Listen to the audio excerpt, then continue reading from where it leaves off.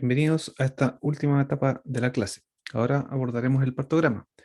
El partograma es un registro gráfico que es sencillo y que nos muestra el progreso del parto y cuáles son las condiciones de la madre y del feto. Por lo tanto, esto nos va a permitir identificar fácilmente cualquier retraso en el progreso del parto, algún signo de sufrimiento materno-fetal, y de esta manera podemos intervenir de forma oportuna. De manera simple, lo que nos va a permitir el partograma es tener el registro de los latidos cardiofetales, la frecuencia cardíaca materna, signos vitales en general, características del líquido amniótico, la evolución de los tactos vaginales, el descenso de la cabeza. Entonces, toda la información que nosotros vamos recopilando a través de la evaluación clínica, la vamos registrando en este partograma y eso nos permite tener una visión en el tiempo de cómo va progresando, por ejemplo, la curva de descenso de la cabeza del feto o si es que la dilatación está más o menos dentro de los rangos que nosotros esperaríamos normales para una gestante que sea nulípara o multípara. Podemos ir evaluando también los parámetros de los latidos cardiofetales, la frecuencia y la dinámica, entre otros. Entonces, lo importante es que este partograma nos permite tener una visión gráfica del trabajo de parto y cómo este va evolucionando.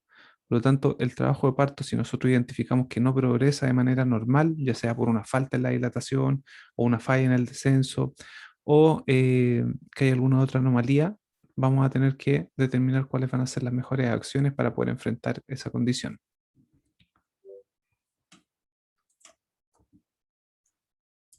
De forma introductoria, hemos visto de que a través del tiempo ha ido variando la evolución en la determinación del trabajo de parto. Parte en el 50 con Friedman, donde plantea la curva de las etapas del trabajo de parto y su duración. Friedman comentaba de que en el 54 de que hizo una representación gráfica de la progresión del trabajo de parto y identificaba estas fases de aceleración, fases de desaceleración, identificaba la fase latente y la fase activa. Por lo tanto, lo que se planteaba ahí es que de alguna forma planteaba cuáles eran los tiempos que uno debería esperar o considerar dentro de la normalidad y la anormalidad para la progresión de un trabajo de parto. Después fue variando un poco con el tiempo. Ahí aparece otra comparación entre la curva de Friedman del 55, después una corrección en el 78 y otra después de Zank, que eso es como de los 90, donde van variando un poquitito las concepciones de lo que significa el progreso del trabajo de parto y de alguna forma estableciendo cuáles son las mejores metodologías para poder evaluar si es que este trabajo de parto progresa de forma oportuna o no.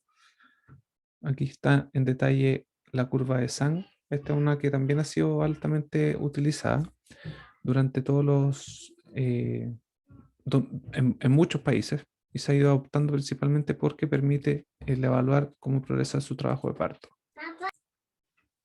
Entonces también otra cosa que siempre tenemos que considerar es que se debe informar a las mujeres de que no se ha establecido una duración estándar de la fase del periodo de dilatación y estas curvas que se plantean pueden variar ampliamente entre una mujer y otra.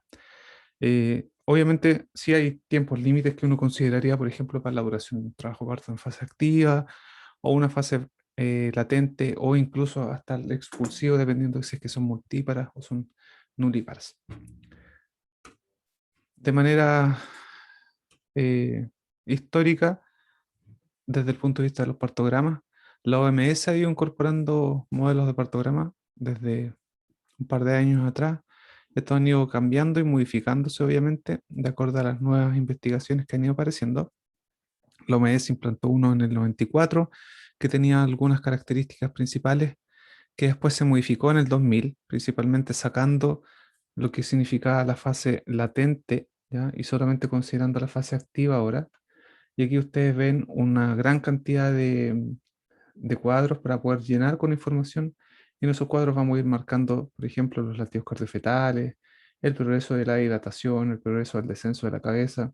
Y al ir graficándolo, vamos a ir viendo si es que están dentro de los rangos normales, si es que deben presentar alguna alerta o si es que ya hay que tomar medidas o acciones para poder corregirlo. Ya en la parte de acá abajo también se van registrando las contracciones uterinas, la administración de oxitocina en el caso que se requiere, algún tipo de fluido o droga endovenosa, los signos vitales y algunas otras características importantes de la evaluación de la gestante. También ese sufrió otras modificaciones más, haciéndolo un poco más simple la parte de arriba del registro de la progresión de la dilatación en el tiempo, ya marcando estas líneas de acción. Y el CLAP también, que es el Centro Latinoamericano de Perinatología, dependiente de la OMS, también plantea un partograma que se está ocupando harto a nivel latinoamericano. Este partograma se promovió bastante en los últimos años, principalmente porque era muy bueno, era práctico, era fácil de llenar. Y Chile también tiene su partograma, es parecido a este. Tiene solo algunas pequeñas modificaciones, pero a grandes rasgos es muy parecido. Que viene a ser ese, que es el que vamos a encontrar en la ficha perinatal.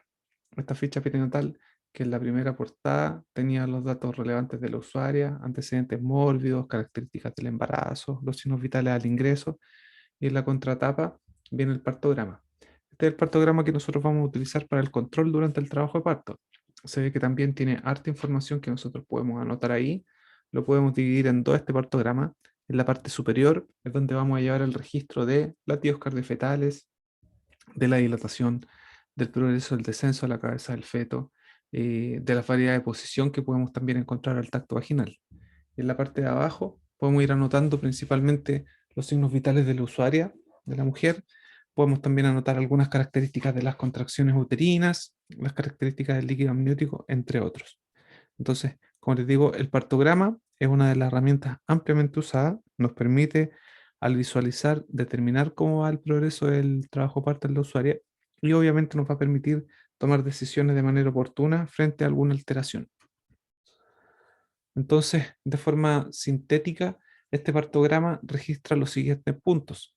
El progreso del parto, que lo vamos evaluando mediante la dilatación cervical, el descenso de la cabeza y las contracciones uterinas. El estado del feto también, que vamos monitoreando a través de la frecuencia cardíaca fetal y las características del líquido amniótico. Y el estado de la madre también lo vamos hablando a través de los signos vitales, pulso, presión, temperatura.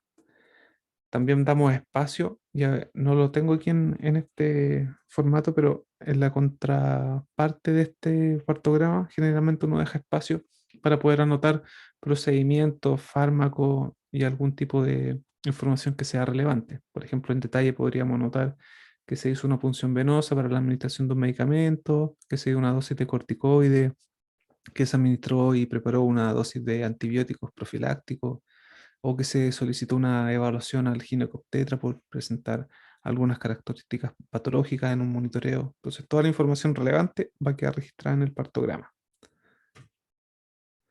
Entonces, como les decía, ahí teníamos la parte superior, que es donde tenemos el registro de la dilatación, frecuencia cardíaca del feto, la dilatación cervical, la frecuencia de las contracciones, y en la parte inferior de los signos vitales. Entonces, a modo de ejemplo, aquí podríamos encontrar que con este punto, que está completamente lleno y marcado, vamos a representar a la dilatación cervical. Imaginémonos que esta usuaria llegó a la 1 de la tarde al hospital. ¿Ya? Y al estar ahí hospitalizada, le estamos haciendo un control de sus parámetros clínicos y en esa evaluación encontramos que, por ejemplo, a la hora 1, desde que llegó, tiene 5 centímetros de dilatación, después se vuelve a reevaluar a las 2 horas posteriores de ese control y se encuentra que ya tiene dilatación de 7 a 8 centímetros y en la última evaluación ya está con 10 centímetros de dilatación. Entonces ahí ya tengo el registro y la evolución. Vamos a marcar esto aquí. El registro y la evolución de la dilatación. ¿Ya? Entonces esto estaría dentro de lo normal. Si se extiende en el tiempo, yo ya estaría sospechando cuáles podrían ser las causas en el lentecimiento del trabajo parto en esta fase activa. Aquí tenemos registrados con un triángulo las contracciones uterinas y esas las vamos a ir controlando cada 1 hora. ¿Ya? El control de dinámica uterina se hace cada 1 hora, al igual que el control de signos vitales de la madre y el control de los latidos cardiofetales, que dependiendo del lugar donde puedan estar, los van a hacer cada media hora o cada 1 hora los latidos cardiofetales. Entonces aquí vemos la progresión de los latidos y los latidos se encuentran o sea, las contracciones uterinas se encuentran dentro del parámetro normal, que son de 3 a 5 contracciones en 10 minutos. Aquí yo también podría ir trazando una línea para determinar la evolución de estas, ¿ya? Y se mantienen dentro del rango. Con este círculo vamos a marcar la frecuencia cardíaca, que en este caso se controló cada 1 hora, y hacemos el mismo ejercicio y también vamos viendo de que efectivamente el control de los latidos cardiofetales nos muestra que está dentro del rango normal, ¿ya? Que aquí están los 160 y aquí están los 110 latidos cardiofetales. Y aquí por último podríamos ir viendo el descenso de la cabeza. Y específicamente lo que nos está marcando este descenso, lo vamos a marcar con otro color, es que esto nos va a servir como referencia lo que tenemos en el costado derecho de la pantalla, que son los planos de Hodge. Primer plano, segundo plano, primer plano, segundo plano, tercer y cuarto plano.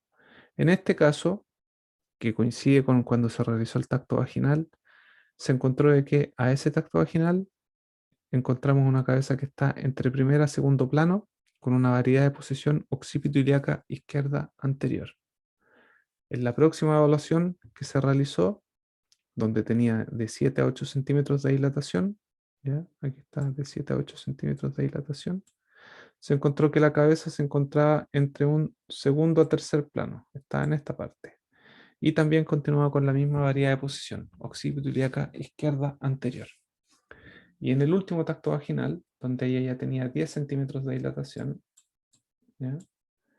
Vemos que la cabeza descendió, entonces acá está en tercer a cuarto plano y ya la posición o la variedad de posición cambió y ahora ya está en occipito púbica, o sea, coincidente ya con el grado de encajamiento que tiene la cabeza. Entonces, si esto yo lo grafico, podríamos ir viendo de que efectivamente fue avanzando y progresando el descenso de la cabeza y por otro lado fue progresando también la dilatación cervical. Esto entonces lo que me va a servir en la parte superior del partograma. En la parte inferior del partograma yo puedo ir registrando parámetros clínicos que van a ser importantes, como les decía, presión arterial, pulso, la posición de la madre, la intensidad de las contracciones, la presencia de dolor, líquido amniótico y el monitoreo, si es que se le va haciendo monitoreo o si es que aparece algún dato relevante de la monitorización. Este control, que corresponde al control obstétrico, se hace cada 1 hora, obligatoriamente, a pesar de que esté o no esté con un monitor cardiofetal, porque también hay otros parámetros que vamos a medir y que el monitor nos lo entrega, como son los signos vitales. Entonces, cada 1 hora tengo que evaluar presión arterial, pulso, la posición de la madre y todos los otros que aparecen ahí hacia abajo.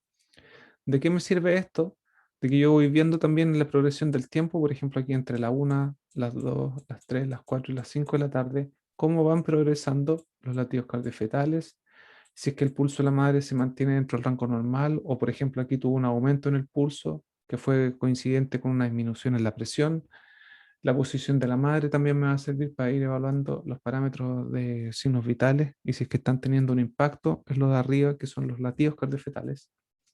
La intensidad de contracciones yo la voy a marcar en cruces, siendo una cruz baja intensidad, 2 cruces de mediana intensidad y 3 cruces de alta intensidad de la contracción. La duración de las contracciones las tenemos marcadas en segundos, ¿ya? Que es lo que uno percibe a través de la palpación manual en cuánto dura una contracción. Y podrían ser desde 20 segundos, contracciones de baja intensidad, hasta de 40 segundos o más en contracciones de 3 cruces. Las características y la intensidad del dolor que pueda referir la mujer en relación a las contracciones uterinas. En el líquido amniótico, si es que hay líquido amniótico observable, por ejemplo, aquí a la 1 de la tarde le puse que no se observaba líquido amniótico, y va a ser coincidente con que está con membranas íntegras. Pero, por ejemplo, si después ya a las 2 de la tarde tuvo una rotura espontánea de membrana y observo el líquido, tengo que anotar las características, y en este caso el líquido claro.